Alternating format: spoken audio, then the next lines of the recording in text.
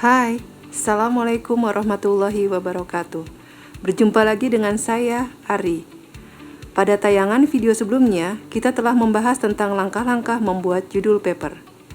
Di video kali ini, kita akan membahas tentang pencantuman nama pengarang paper atau authorship. Materi ini merupakan video ke-6 dari pokok bahasan mereview judul dan author paper. Authorship adalah hal yang berkaitan dengan pencantuman nama penulis pada paper atau karya tulis lainnya. Nama penulis atau author dapat kita temukan di bagian atas atau bagian awal paper, tepat setelah judul paper. Author adalah orang-orang yang telah berkontribusi dalam penelitian dan penulisan paper. Jika penelitian hanya dilakukan oleh seorang peneliti dan laporan penelitiannya ditulis dan diusulkan serta terbit oleh seorang peneliti tersebut, maka tidak ada masalah dalam pencantuman nama penulis paper. Penulis tersebut akan menjadi penulis tunggal.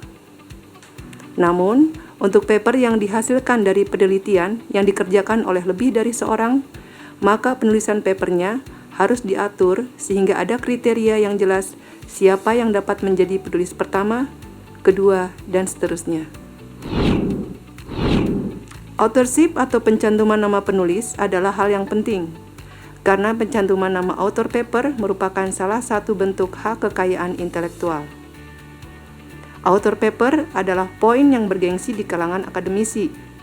Author paper dapat dikenal luas oleh kalangan akademis jika papernya banyak dijadikan rujukan atau disitasi oleh peneliti lain sebagai bentuk pengakuan atas hasil penelitiannya. Oleh karenanya, pencantuman nama penulis paper atau author adalah suatu kehormatan. Nah, masalahnya, dalam suatu penelitian, kadang dikerjakan oleh satu tim yang terdiri dari beberapa orang peneliti dan dibantu dengan beberapa tenaga pendukung, seperti yang mencari dana penelitian, yang mengurus administrasi penelitian, yang membantu proses survei misalnya, jika dibutuhkan proses ini, dan lainnya. Ketika kemudian hasil penelitian tersebut akan dibuat publikasi dalam bentuk paper, siapa sajakah yang berhak tertulis namanya sebagai author? Apakah orang yang mengerjakan proses penelitian tersebut setiap harinya? Atau orang yang menuliskan draft paper? Atau orang yang merevisi penulisan hingga mensubmitnya ke jurnal? Atau bahkan semua orang yang terlibat penelitian dapat kita cantumkan sebagai author, termasuk di dalamnya orang-orang yang mendukung proses penelitian tersebut.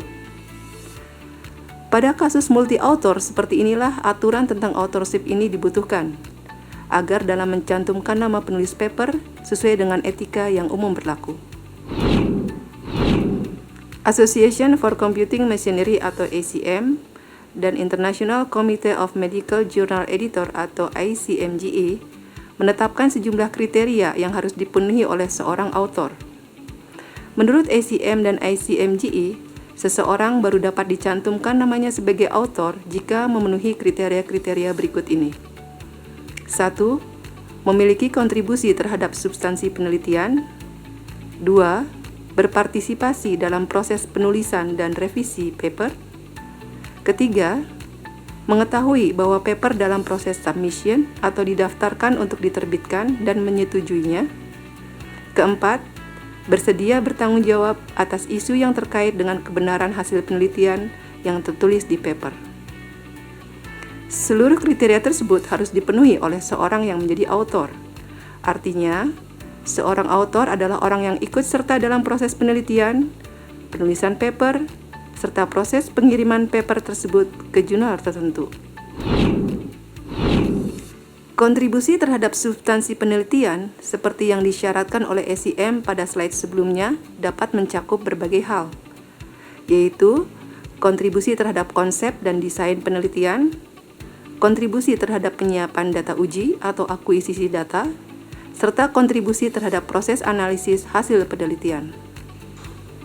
Kontribusi terhadap konsep dan desain penelitian dapat berupa kontribusi dalam memperjelas problem penelitian, merumuskan hipotesis dan tujuan penelitian, memilih model penyelesaian masalah dan skenario eksperimen, serta hal-hal lain yang bersifat mendasar dalam penelitian.